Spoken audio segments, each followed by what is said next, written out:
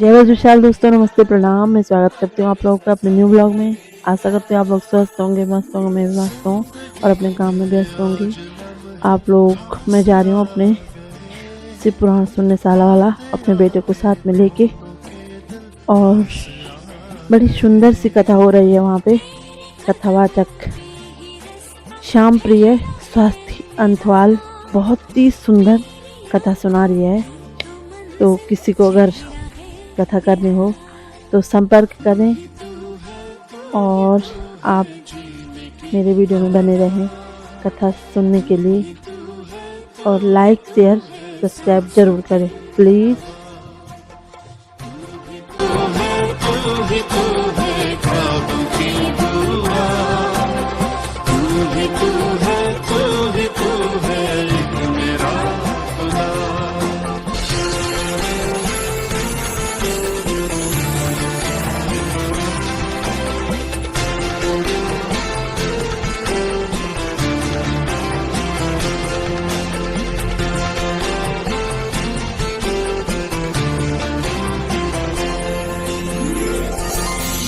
सीने में था पर कभी धड़का नहीं था, ये तेरी आहट इस दे गई धड़कन।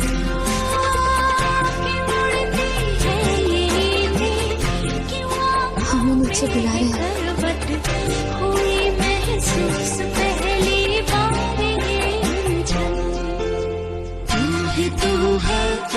तू है जीने की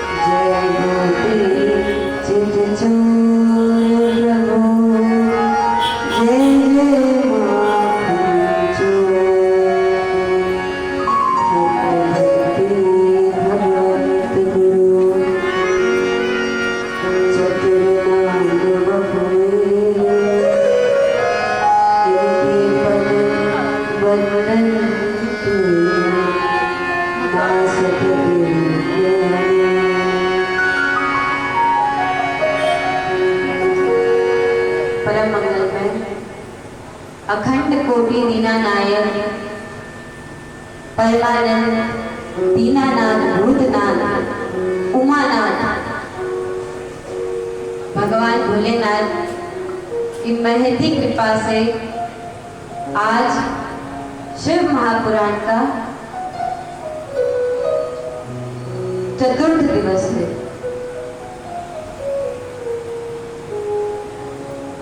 जब तक कृपा नहीं होती व्यक्ति सत्संग में नहीं पहुंच पाता।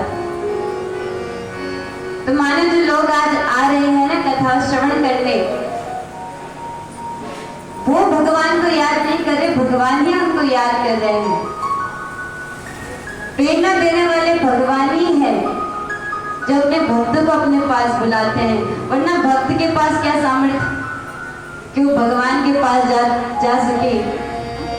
जहां तक जिस पे इंद्रियां नहीं पहुंच पाती, जिसको वाणी कह नहीं पाती, जिनको ये नेत्र देख नहीं पाते, जिनको ये हाथ स्पर्श नहीं कर पाते,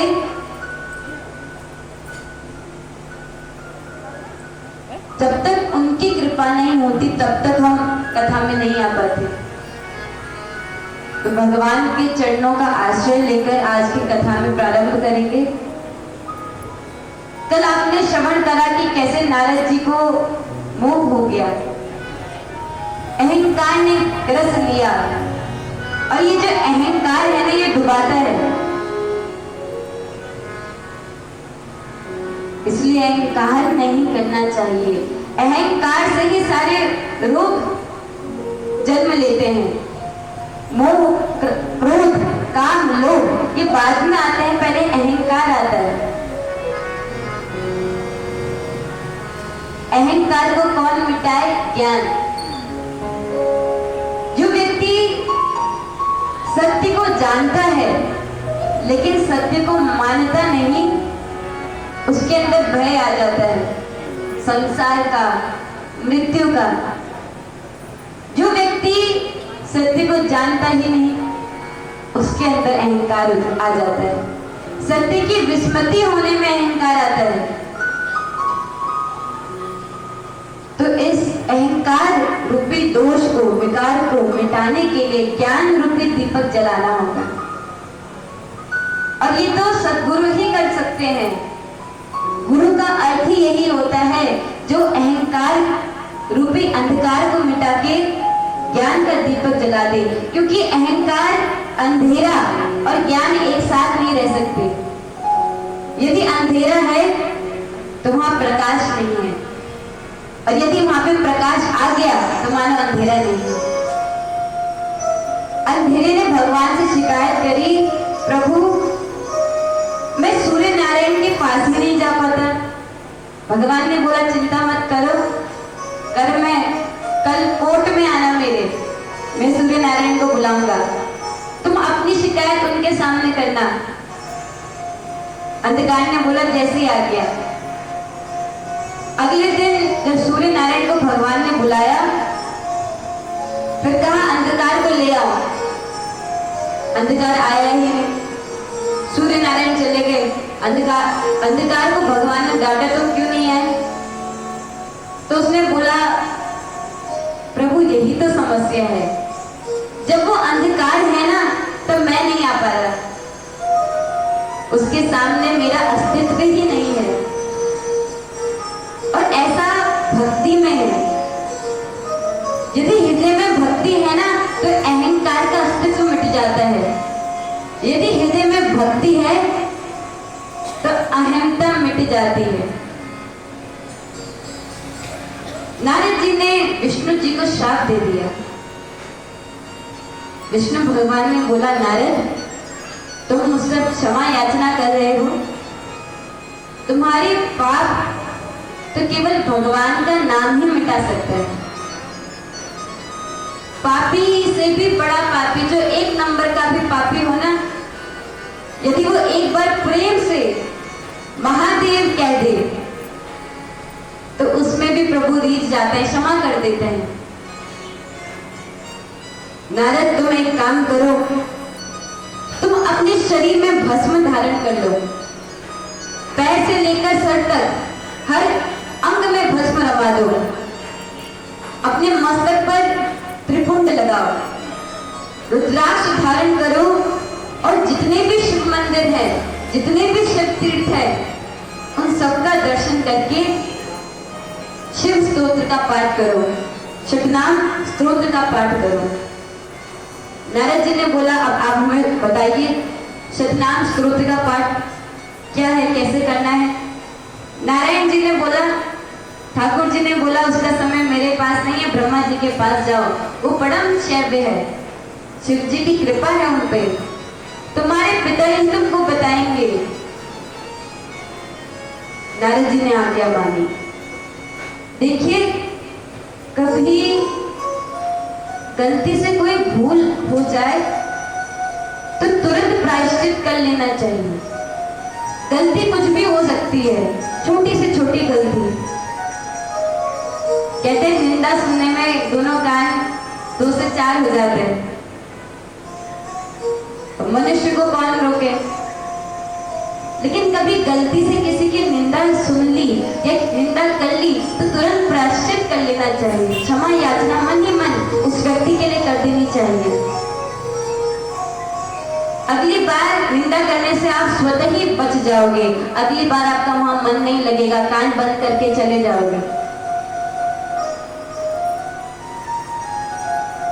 कभी किसी व्यक्ति को अशब्द बोल दिया तो उसके पास तुरंत पश्चाताप करके क्षमा मांग लेनी चाहिए। कभी क्रोध करते तो क्षमा मांग लेनी चाहिए। गलती होना कोई बड़ी बात नहीं है। क्या फर्क है नारद मुनि में और हम में? मनुष्य मानने को ही तैयार नहीं है कि वो गलत है, लेकिन भक्त गलती तो करता है।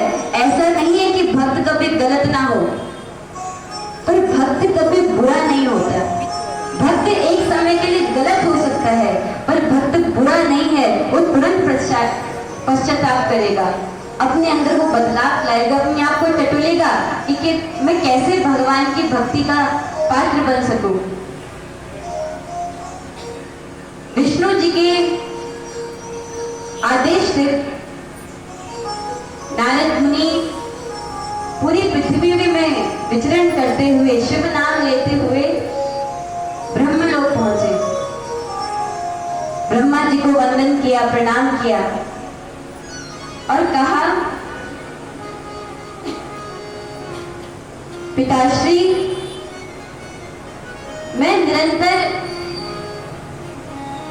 भगवान का नाम लेता था, मैं भक्ति मार्ग में चलता था, मुझे ज्ञान भी है, नारद जी ज्ञानी है, मुझे दान मार्ग, तीर्थ मार्ग सभी का ज्ञान था, लेकिन मैं आज तक उस शिव तत्व को नहीं समझ पाया। आप शिव जी के परम भक्त हैं, तो मैं आपसे ही निवेदन करता हूं कि वो शिव तत्व क्या है, भगवान शिव कौन है, मुझे उनका स्वरूप का बोध कराइए, क्योंकि मैंने उन्हीं की अवज्ञा करी। नारद जी ने विष्णु जी का पाप नहीं करा, नारद जी ने शंकर भगवान का पाप किया। क्या पाप किया था? जब भगवान ने कहा था, नारद ये काम कथा विष्णु जी के पास मत सुनाना, नारद जी ने वही करा, अवज्ञा हो गई। तो इसलिए अब मुझे उन महापुरुष की, उन दिव्य पुरुष की कथा सुनाइए। महादेव तो निराकार स्वरूप में स्थित रहते हैं, ब्रह्म है, कोई और देव ब्रह्म नहीं है, लेकिन ब्रह्म होने के बाद भी कैसे वो साकार रूप धारण करते हैं, कैसे वो धरती का निर्माण करके उसी का संहार कर देते हैं।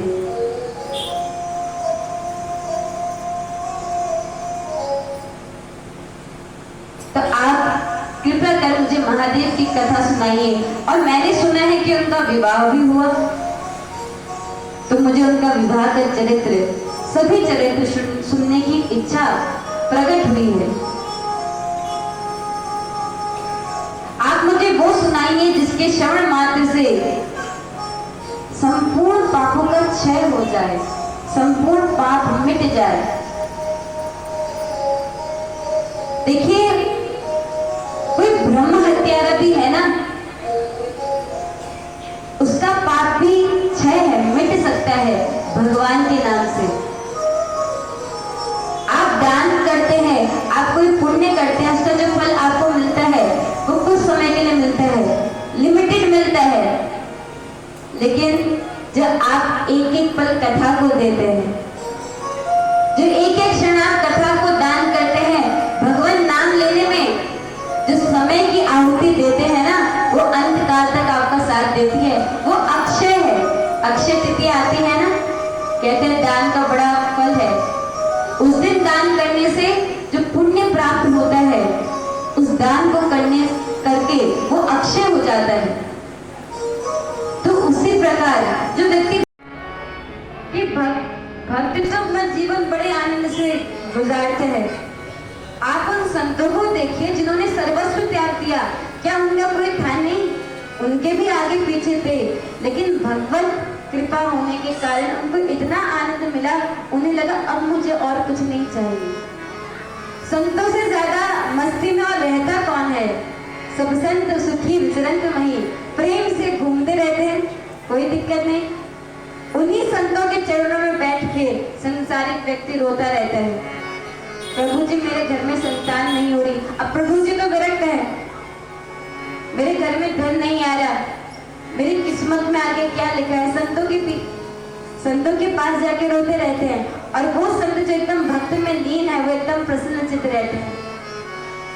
उस भक्त ने फिर से एक प्रश्न कर दिया, चलो हम सब तो खुश हैं, आनंद में जीवन जी रहे हैं, पर यदि तुम इतने दुख सुख के भोगने के बाद तुम्हें पता चल गया कि तुमने तो एक भी अच्छा कार्य नहीं करा और मरते साथ ही तुम्हें पता चला कि यमदूत है, तो तुम्हारा क्या हाल होगा?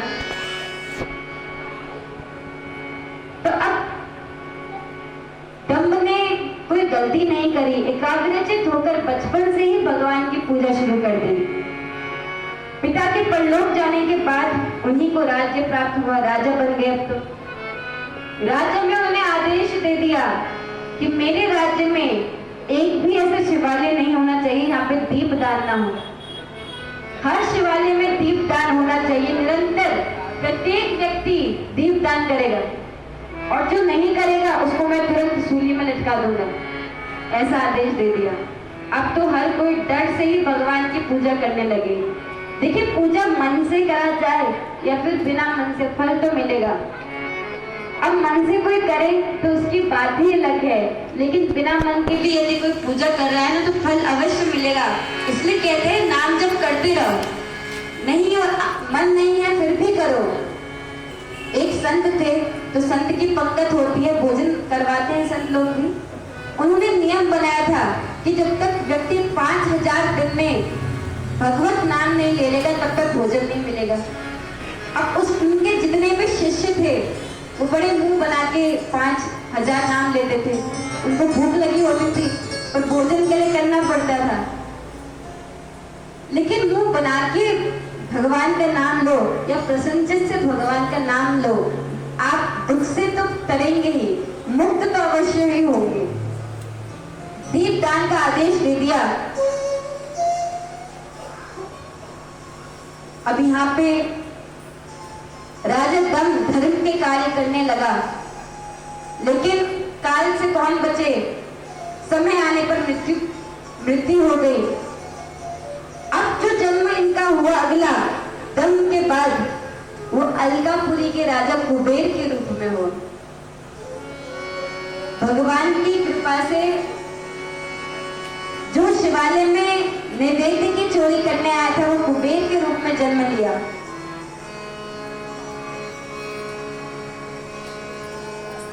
शंकर भगवान की शिव पुराण कह रही है, जो यज्ञदत्त के पुत्र गुणनिधि का चरित्र वर्णन करता है, पढ़ता है या सुनता है, वह शिव का प्रेम प्राप्त करता है और उनकी सभी कामनाएं पूर्ण हो जाती हैं। अब नारद जी ने बोला, आपने मुझे कुबेर जन्म तो सुना दिया, पहले यज्ञदत्त, फिर दम, फिर कुबेर, इनकी भगवान शिव जी से मित्रता कैसे हुई? कल्प भेद में एक और कथा आती है। गुरु शंकर भगवान की जय। एक कथा आती है कि एक व्यक्ति था, घर में धन नहीं था तो चोरी करता था। एक दिन चोरी करने को देखते देखते कहाँ चोरी करूं, किसके घर में चोरी करूं, उसे एक शिवालय दिख गया। सोचा यहीं जाके कुछ उठा लूं। अब शंकर भगवान के मंदिर से कौन तो क्या ही उठाए, लेकिन उस शिवालय के उस शिवलिंग के ऊपर एक बड़ा घंटा था। सोचा ये चांदी का घंटा आज मेरा है, इसी को खींच लेता हूँ। अब वो घंटा थोड़ा ऊपर हाथ नहीं पहुंचा तो क्या किया, उस शिवालय के ऊपर ही अपने चरण रख दिए और उस घंटे को खींचने लगा। भगवान ने जब ये देखा तो प्रसन्न हो गए और प्रकट हो गए। उस चोर ने बोला, प्रभु आपका दर्शन मुझे कैसे हो गया, मैं तो चोरी करने आया था। भगवान ने कहा, मैंने बहुत भक्त देखे, अनन्य भक्त देखे, कोई मेरे पास आकर नैवेद्य चढ़ाए, कोई जल चढ़ाए, कोई पुष्प चढ़ाए, कोई अक्षर चढ़ाए, तो पहला ऐसा भक्त मिला जो स्वयं ही मेरे ऊपर अर्पित हो गया, खुद को ही जिसने मुझे अर्पित कर दिया। मैं तुमसे प्रसन्न हूँ, कुछ वर मांगो। व्यक्ति ने बोला, मैं क्या वर मांगू, लेकिन मेरे पास धन की कमी है, धन नहीं है, चोरी करके भोजन करता हूँ, आप मुझे धन ही दे दीजिए कि चोरी ना करना पड़े। भोले बाबा ने बोला, तुम चिंता मत करो, अपना जितना जीवन व्यतीत है उसको व्यतीत करो, अगले जन्म में तुम कुबेर के रूप में जन्म लोगे। बोलो शंकर भगवान की। तो देखिए इतना सरल कौन होगा। भगवान भोले बाबा बहुत जल्दी रीच जाते हैं, तभी तो उनका नाम आशुतोष है। अब नारद जी ने बोला, कुबेर जी की भगवान भोले बाबा से मित्रता कैसे हुई, मित्र कैसे बने। तो ब्रह्मा जी ने सुनाया कि एक दिन कुबेर ने खूब तपस्या करी, अत्यंत कठोर तपस्या करी।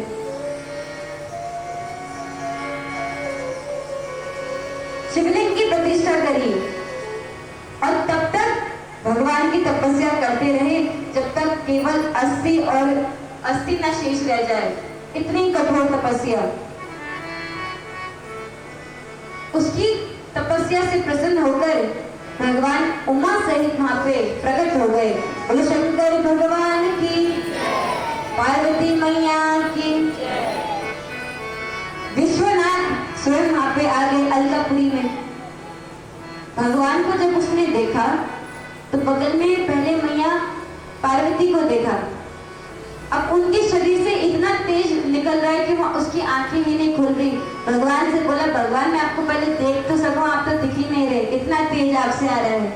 भगवान ने आशीर्वाद दिया, नेत्रों को स्पर्श करा तो दृष्टि आ गई। जब उसने देखा कि भोले बाबा मेरे सामने खड़े हैं और बगल में माँ पार्वती है, सोचा ये स्त्री कौन है, इनका सौभाग्य तो मुझसे भी ज्यादा होगा। इनका सौभाग्य देखो, भगवान के बगल में विराजित है, बड़ी सुंदर है। भोले बाबा तो वैरागी है तो उनकी स्त्री बगल में क्या कर रही है, पर कुछ तो सौभाग्य तपस्या की होगी, शायद इनकी तपस्या मुझसे ज्यादा कठिन रही होगी। जब माता को ही बार बार देखने लगा, माता को क्रोध आ गया, अरे मुझे ऐसे क्यों देखता है, उसकी बाई आंख फूट गई। भोले बाबा ने बोला, भैया आप थोड़ी सी कृपा करो, यह आपका पुत्र है, आपको देख इसलिए रहा है क्योंकि आपकी सौभाग्य की प्रशंसा कर रहा है। ऐसे कहकर भोले बाबा ने मैया का हाथ कुबेर के हाथ में रखा, कहा कि तुम्हारा पुत्र है। मैया ने बोला, कोई बात नहीं, एक आंख तो फूट गई पर तुम पिंगल के रूप में जाने जाओगे। तुमने मुझे ईर्ष्या के साथ देखा, जलन के साथ देखा, इसलिए तुम्हारा नाम कुबेर होगा। मेरा आशीर्वाद है तुम्हारे हृदय में भगवान के लिए प्रेम सदा विराजित रहे। अब तो कुबेर से भगवान ने वर मांगने के लिए कहा। कुबेर ने बोला, प्रभु मुझे और कुछ नहीं चाहिए। देखिए यही दोष बन जाता है, जब आप ठाकुर जी की पूजा करते हैं तब राधा रानी की पूजा आवश्यक है, जब आप राम जी की पूजा करते हैं तो सीता मैया उनकी शक्ति की पूजा आवश्यक है, उसी प्रकार जब आप भोले बाबा की पूजा करते हैं तो मैया पार्वती की पूजा आवश्यक है। पिता से भी ज्यादा दया करने वाली माता होती है। जब भोले बाबा इतने दयालु है तो पार्वती मैया कितने दयालु होगी। तो दोनों को युगल रूप में पूजा करनी चाहिए। जब तक माता पिता हाँ ना करे तब तक विराट नहीं लिया जाता। मैया ने मना कर दिया, तब एक दिन इन्होंने नाटक करा। जल में गए स्नान करने के लिए और वहां पर एक मगरमच्छ पैदा कर दिया। नाटक करने लगे कि मेरा पैर खींच रहा है, मुझे खाने वाला है, कोई तो बचाओ। सभी लोग इकट्ठा हो गए। माँ ने देखा मेरा पुत्र संकट में है, पानी में कूदने वाली थी। तभी सबने हाथ पकड़ लिए, क्या करती हो, वो मर जाएगा, तुम भी मरना चाहती हो।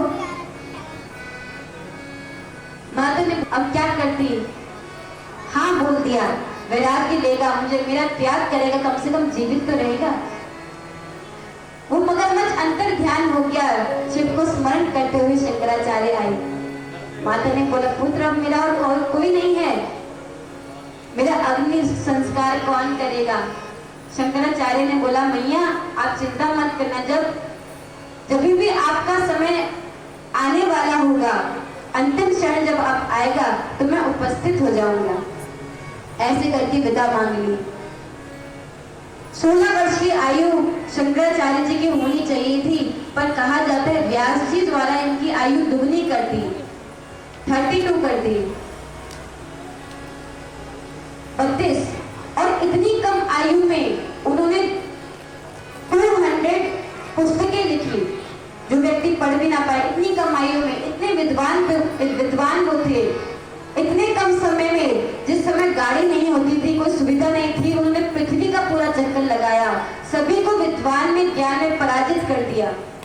लेकिन उनके अंदर एक कमी थी, वो भोले बाबा को तो मानते थे, उनकी पूजा करते थे, पर शक्ति को नहीं मानते थे। एक दिन शंकराचार्य जी अपने शिष्यों के साथ भ्रमण कर रहे थे, तो रात्रि हुई, गंगा तट पे बैठ गए, विश्राम करने लगे। गंगा जी में बैठे, रात हो गई, प्यास लगी। अब माता ने ऐसे कौन सा चमत्कार कर दिया कि उनकी शक्तिहीन हो गए, शरीर से शक्ति ही मिट गई, उठने का सामर्थ्य नहीं हुआ। किसी को आवाज वो लगा नहीं पाए कि मुझे थोड़ा पानी पिला दो।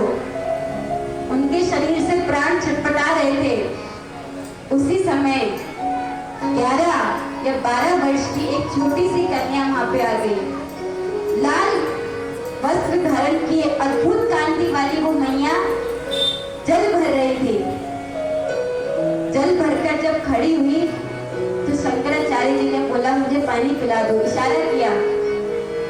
मैया ने बोला, खुद पी लो, आगे नदी है, गंगा है, जल है, पी लो। उन्होंने बोला, मेरे अंदर शक्ति नहीं है। मैया ने बोला, शक्ति को तो तुम मानते भी नहीं हो। शिव में भी अगर आप शक्ति हटा दो तो केवल शव रह जाए। मैया ने बोला, तुम शक्ति को नहीं मानते तो कौन सी शक्ति तुम पे अब नहीं है।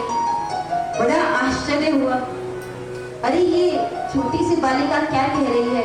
समझ गए ये और कोई नहीं, ये मैया पार्वती ही है। अब तो वो क्षमा स्तुति करने लगे, बड़ी ही सुंदर क्षमा स्तुति। क्या कहते हैं शंकराचार्य, न मंत्रं नो यंत्रं तदपि च न जाने स्तुतिमहो, न चावारं ध्यानं तदपि च न जाने स्तुतिकथा, न ज्ञाने मुद्रास्ते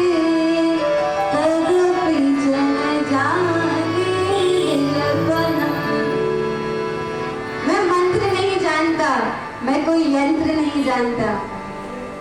अरे मैया, मुझे स्तुति करना नहीं आता, मुझे ध्यान करना नहीं आता, मुझे तप करना नहीं आता, और ये तक कह दिया मुझे रोना भी नहीं आता। हमें तो भगवान से मांगना ही नहीं आता, कैसे मांगना है। मैं रोना भी नहीं जानता, पर मैं एक चीज जानता हूँ। क्या जानते हो? परम जाने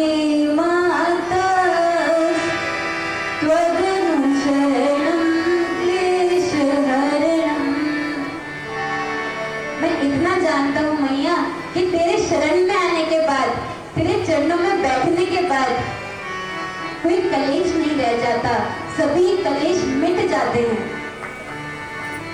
शंकराचार्य जी ने तो इतना तक कह दिया, क्या कहा? चिता भस्माले को गरल मरा नंदी को जटाधारी कंठे भुजगपति हारी पशुपति कपाली भूतेषु भजति जगदीशे कपलवी भवानी त्वत्पाणि ग्रहण परिपाटी फलप्रदम्। क्षमा स्तोत्र है एक, और क्या कह रहे शंकराचार्य, बड़ा सुंदर भाव। भोले बाबा कैसे हैं? चिता की भस्म धारण करते हैं, अवधूत शरीर है, वस्त्र तक नहीं पहनते, जटाधारी है, सर्प धारण करते हैं। राम जी को सुंदर आभूषण धारण किया जाता है, सोना चंदन, सोने का चंदन का। कृष्ण जी को सुंदर आभूषण धारण किया जाता है, पर भोले बाबा क्या धारण करते हैं? भस्म। नाग, बाकी देवताओं को चंदन अर्पित किया जाता है, भोले बाबा को भस्म अर्पित की जाती है। अच्छा सच बताइए आप, कोई ऐसा अवधूत घर में आ जाए तो, जिसके गले में नाग हो, भस्म रमाई हो, आप आने देंगे? सच्ची बताइए, कोई नहीं आने देगा, कोई पास भी नहीं जाएगा, डरेगा कहीं वो सांप मेरे पास ना आ जाए। सो ऐसे अवधूत भोले बाबा है। शंकराचार्य जी कह रहे हैं उनको तो रहना भी नहीं आता था, उनके साथ तो भूत प्रेत थे। अब जो जिसके साथ रहेगा वैसे ही आदतें बनाएगा। भोले बाबा भूत प्रेत के साथ रहते थे तो वैसा ही रूप था।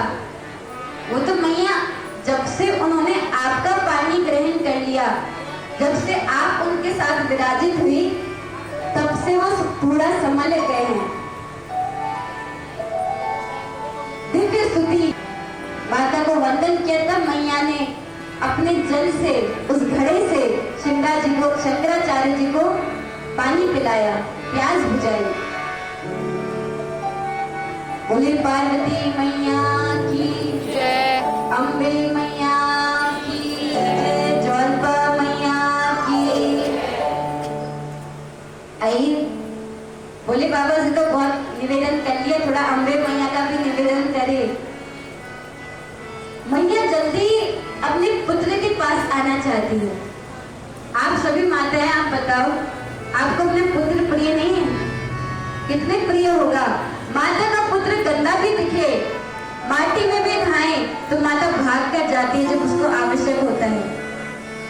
तो आप सबकी, हम सभी की जो जगत माता है, वो कितनी जल्दी हमसे प्रसन्न होती होगी। तो आइए माता के चरणों में एक भजन और फिर आगे की कथा। बोलो अम्बे मैया की, बोले शंकर भगवान की।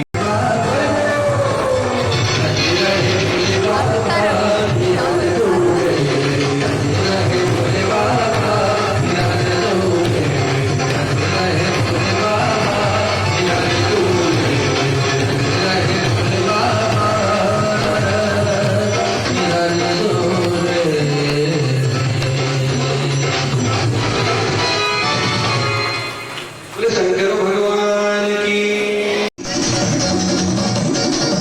ऐसा डमरू बजाया भोलेनाथ ने, सारा कैलाश पर्वत मंथन हो गया। ऐसा डमरू बजाया भोलेनाथ ने, सारा कैलाश पर्वत मंथन हो गया। ऐसा डमरू बजाया भोलेनाथ ने, सारा कैलाश पर्वत हो गया। सारा कैलाश पर्वत मंथन हो गया। सारा कैलाश पर्वत मंथन हो गया। सारा कैलाश पर्वत मंथन हो गया।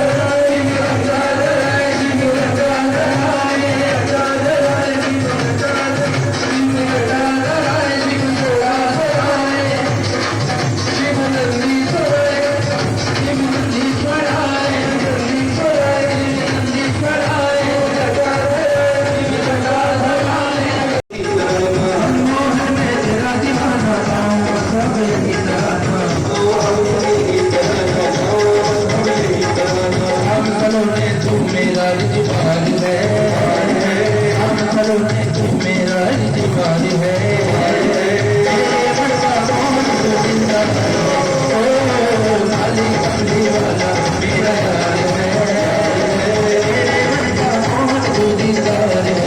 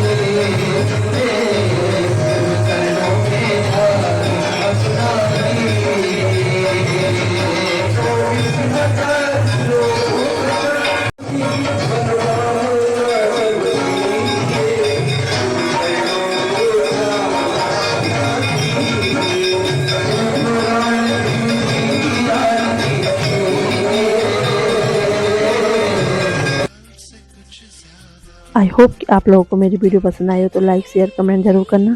तब तक के लिए मैं सरिता रावत मिलती हूँ आप लोगों को अपने न्यू ब्लॉग में। धन्यवाद।